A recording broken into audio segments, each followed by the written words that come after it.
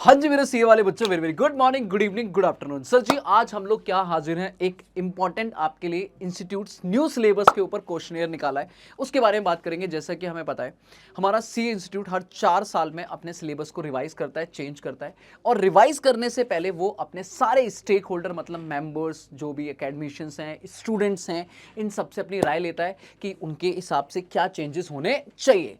तो इंस्टीट्यूट ने एक क्वेश्चनियर आपके सामने पब्लिश किया है, इसकी लिंक मैं डिस्क्रिप्शन में डलवा दूंगा। आप भी अगर स्टूडेंट हो और सीए के, तो आप इसको फिल कर सकते हो अपने डिटेल के साथ में और इंस्टीट्यूट को राय पढ़ सकते हो। बाकी मैं आपके सामने एक बार स्टेप बाय स्टेप भरूंगा और जल्दी से आपको मैं एक एक चीज गाइड करूंगा कि क्या क्या होना चाहिए और मेरी राय क्या है, एंड देन फिर आप भी उसके हिसाब से अपने भर सकते हो। लेट्स बिगिन, शुरू करते हैं।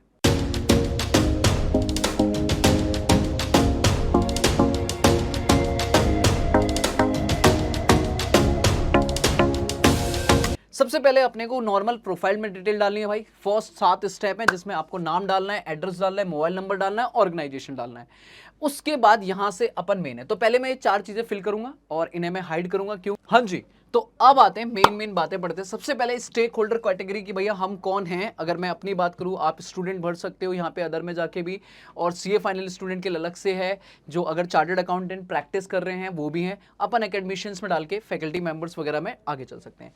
अब आते हैं यहाँ से मेन जो हमारा क्वेश्चन शुरू होगा। सबसे पहले वो पूछता है, सर जी, जो हमारे सेल्फ प्लेस ऑनलाइन मॉड्यूल हैं, जितने भी आपके सीए फाइनल वगैरह में जो भी आपके कुछ सब्जेक्ट इंस्टीट्यूट ने इंट्रोड्यूस किए कि उनका आपका सेल्फ प्लेस ऑनलाइन मॉड्यूल होना चाहिए, मतलब उसकी प्रैक्टिस होनी चाहिए, तो वो क्या होना चाहिए या नहीं होना चाहिए। देखो यार, मेरा पॉइंट है इसमें, सबसे पहली राय ये है कि यार आपको जो पढ़ाना है ना, वो करिकुलम में डालो प्रॉपर, और उसके पेपर लो, उसकी प्रैक्टिस कराओ। ये हटाओ यार, नो डिसकंटिन्यू, ठीक है। ये एक्स्ट्रा बर्डन ही है बच्चे के लिए।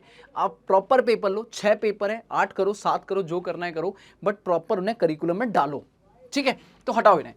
और फिर उन्होंने बोला कुछ नए सब्जेक्ट इंट्रोड्यूस होने चाहिए। भाई कॉर्पोरेट लॉ होना चाहिए और वो भी कोर, कॉस्ट अकाउंटिंग होना चाहिए, वो भी कोर।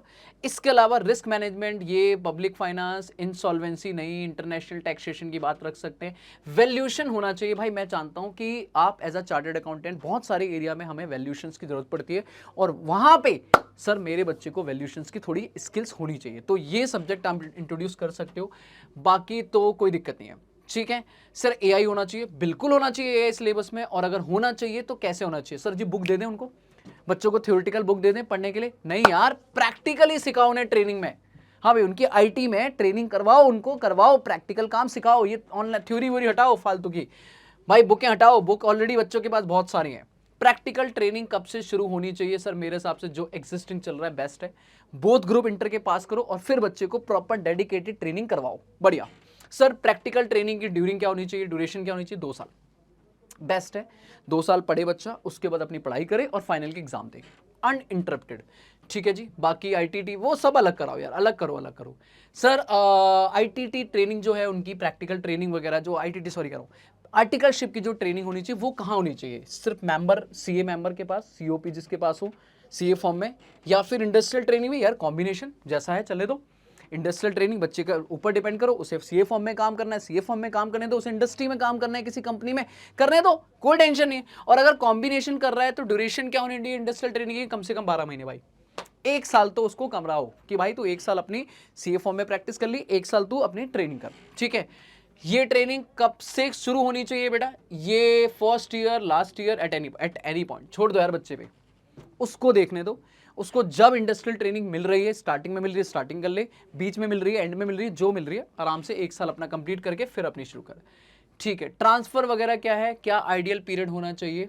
तो मेरे हिसाब से आप यहाँ 12 महीने भी बोल सकते हो सेकेंडमेंट में, या फ्लेक्सिबल भी रख सकते हो। मेरे हिसाब से 12 ठीक है। Transfer sir with in 1 year, बस खत्म, with in 1 year.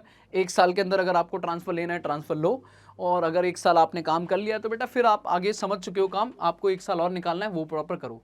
Practical training में क्या क्या रिफॉर्म्स हम करना चाहिए? सर मैंडेटरी करनी चाहिए फंक्शनल रोटेशन, कि एक बच्चे को हम पहले ऑडिट दिखाएं, फिर उसके बाद उसे टैक्स में ले जाएं, फिर उसके बाद वो नहीं यार, मेरे हिसाब से बच्चे पे छोड़ दो, है ना। उसे प्रैक्टिकली ट्रेनिंग करनी है, ऑडिट में करना है, उसका इंटरेस्ट ऑडिट में है, ऑडिट में करने दो, उसको टैक्स में करना है, टैक्स में करने दो, जो एक्सपोजर लेना लेने दो। मैंडेटरी मत करो, क्या पता बच्चे को टैक्स में मजा आ रहा है वो उसे ऑडिट में डाल दो, नहीं। टेक्नोलॉजी फोकस थोड़ी हो जाए, बढ़िया है। ICI असेसमेंट नहीं भाई साहब, ऑलरेडी आप बहुत एग्जाम ले रहे हो सीए साहब, ठीक है। तो अब बच्चे की ट्रेनिंग में भी पेपर मत लो, ये पेपर ही है, मत लो मत लो मत लो। मेंटोरशिप बिल्कुल होनी चाहिए, फ्लेक्सिबल वर्क अरेंजमेंट होनी चाहिए यार, हाइब्रिड मॉडल, रिमोट, भाई आजकल कंपनीज में वर्क फ्रॉम होम अवेलेबल है, तो बच्चे की ट्रेनिंग में भी होना चाहिए, बिल्कुल अब अवेलेबल करा सकते हो आप, ठीक है जी। अब आता है सर सीए फाउंडेशन का एग्जाम कैसा होना चाहिए, एमसीक्यू, डिस्क्रिप्टिव या कॉम्बिनेशन। सर जैसा कॉम्बिनेशन अभी है ना, अकाउंट्स और लॉ, डिस्क्रिप्टिव, क्यूए और इको, एमसीक्यू, वही सही है, क्योंकि अकाउंट्स प्रैक्टिकली कॉन्सेप्टली लिखे, राइटिंग प्रैक्टिस करें लॉ की, बाकी एमसीक्यू वगैरह इकोनॉमिक्स चल सकता है।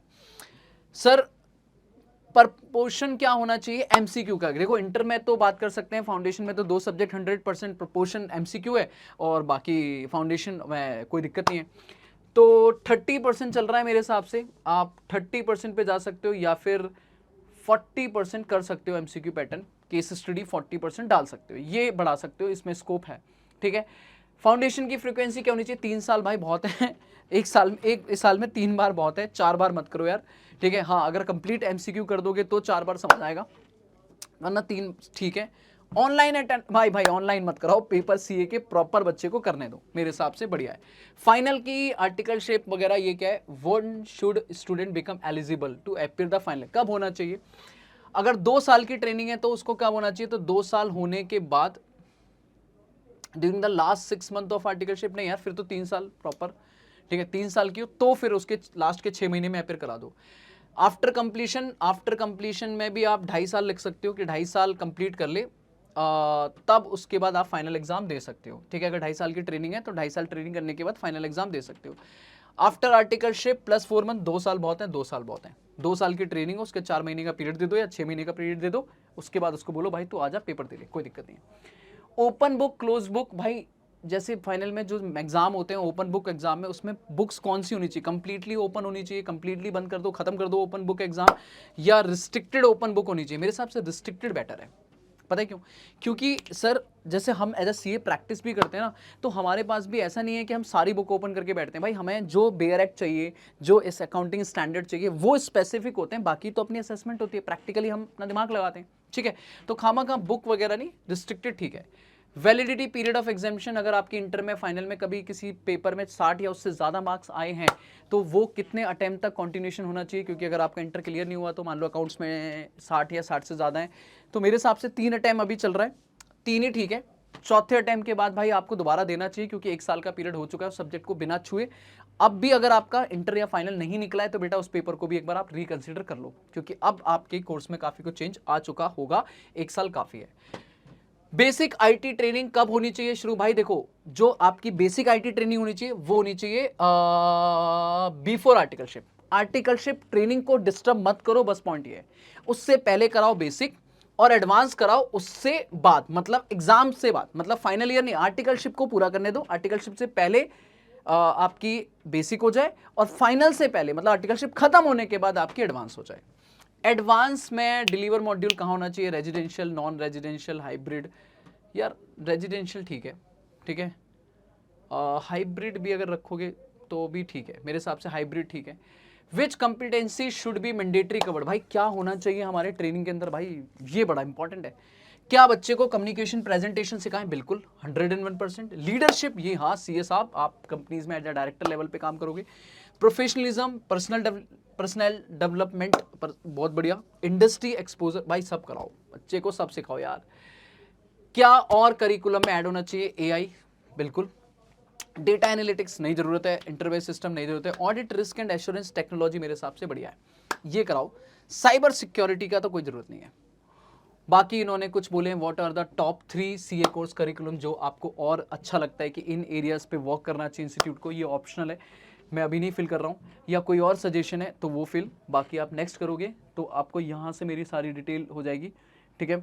और उसके बाद ये फॉर्म बस यहाँ पे सबमिट क्वेश्चनेयर, और दिस इज सबमिशन, तो आप भी जाओ इसको सबमिट करो बढ़िया से, ठीक है, और अपनी सजेशंस दो कि आपको इंस्टीट्यूट में क्या न्यू कोर्स में नज़र आने वाला है, वो देखो, जल्दी से करो सबमिट। बाकी thank you so much, love you बच्चों।